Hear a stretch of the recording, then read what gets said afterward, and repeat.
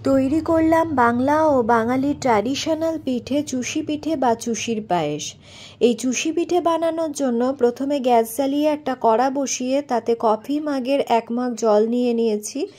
আর জলটা টকবক করে এভাবে ফুটে উঠলে তাতে 1 কাপ সেদ্ধ চালের গুঁড়ো দিয়ে দিলাম।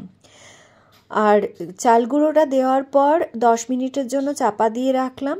তারপর ঢাকা খুলে ওই চাল গুঁড়ো আর জলের মিশ্রণটা ভালো করে খুন্তি দিয়ে নাড়াচাড়া করে নিলাম।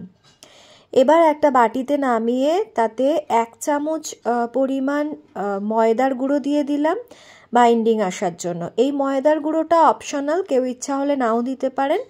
আমি দিই যাতে ঠিকঠাক মাখা যায়।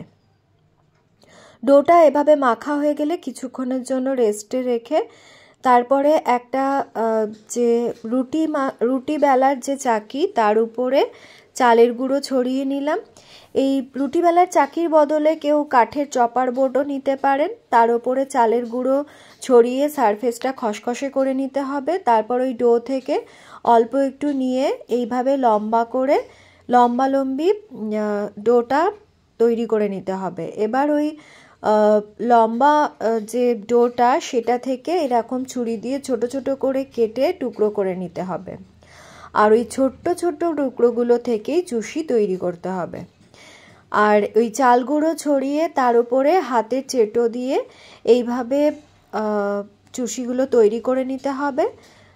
আর প্রত্যেকটা চুষি ছোট ছোট করে বানাবেন, তাহলে ভালো লাগে। তবে সময় কম থাকলে বা ধৈর্য কম থাকলে তখন একটু ছোট বড় করা যেতে পারে, তবে যত ছোট হয় তত দেখতে ভালো হয়। প্রত্যেকটা চুষি আমার বানানো হয়ে গেছে। এদিকে গ্যাসে দুধ গরম বসিয়েছিলাম, সেটাও ফুটে গেছে। খুব বেশি ঘন করার দরকার নেই দুধটা, কারণ চুষিটা সেদ্ধ হতে দুধ অনেক ঘন হয়ে যাবে। আর দুধ ফুটে ওঠার সাথে সাথে আমি ওই চালগুলোর ডো দিয়ে যে চুষি বানিয়ে রেখেছিলাম সেগুলো ঢেলে দিলাম।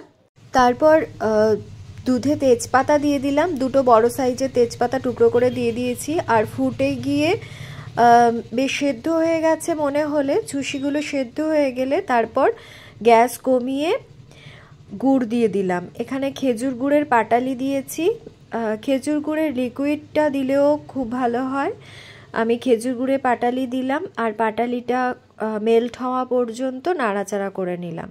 আর ভালো করে নাড়াচাড়া করে নিলেই তৈরি চুষির পায়েস। আর এই চুষি পিঠেগুলো চালের চুষি যেগুলো সেগুলো দুধের ওপর একটু ভেসে ভেসে থাকলেই তখন মনে করবেন যে পিঠেটা রেডি হয়ে গেছে।